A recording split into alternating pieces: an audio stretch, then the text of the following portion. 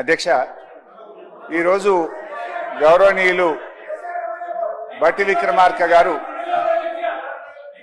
గౌరవనీయులు ఉప ముఖ్యమంత్రి బట్టి విక్రమార్క గారు నేను అడిగిన ప్రశ్నకు వారు సమాధానం ఇచ్చారు.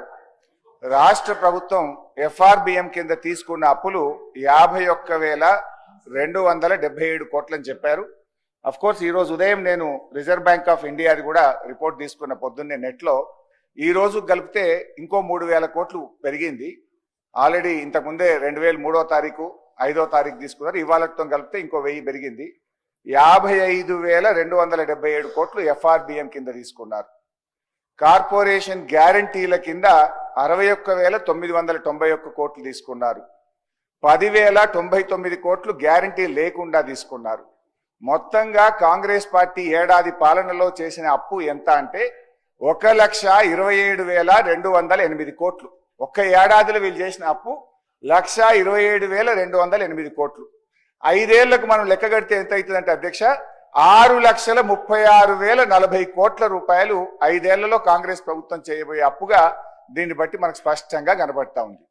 ఇకపోతే అధ్యక్ష ఈ మధ్య కాలంలో కాంగ్రెస్ పార్టీ నాయకులు వైట్ పేపర్, కాంగ్రెస్ పార్టీ పెట్టిన వైట్ పేపర్ బుక్ కూడా తెచ్చాను. ఇది వైట్ పేపర్. అదే విధంగా బట్టి విక్రమార్క గారు ఈ సభలో పెట్టిన పేపర్. దీని ఆధారంగా నేను పోయినసారి బడ్జెట్ సమావేశాల్లో కూడా చాలా స్పష్టంగా చెప్పాను. మీరు గతంలో బీఆర్ఎస్ పార్టీ 10 ఏళ్ల కాలంలో 671 అని ఒకరంటారు, 7 లక్షల కోట్లని ఒకరంటారు, 711 అని నోటికొచ్చినట్టు మాట్లాడుతున్నారు.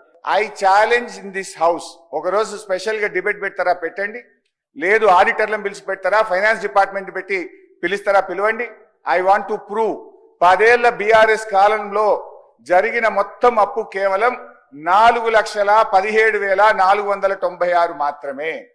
కానీ గోరంతలు కొండంతలు చేసి గోబల్స్ ప్రచారం చేసేటువంటి ప్రయత్నాన్ని ఈ సభ ద్వారా నేను తీవ్రంగా ఖండిస్తా ఉన్నాను.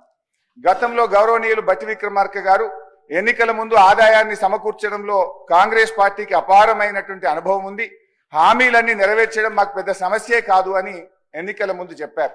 వీడియో కూడా ఉంది, కావాలంటే పంపిస్తాను.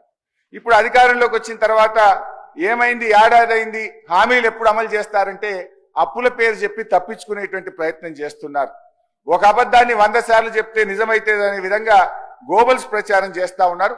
అందుకే ఈ శాసనసభ వేదికగా సభ్యులకు రాష్ట్ర ప్రజలకు కూడా ఈ 7 లక్షల కోట్ల అప్పు అని కాంగ్రెస్ పార్టీ చేస్తున్న ప్రచారం తప్పు అని ఈ సభ ద్వారా రాష్ట్ర ప్రజలకు నేను తెలియజేయదలుచుకున్నా అధ్యక్ష.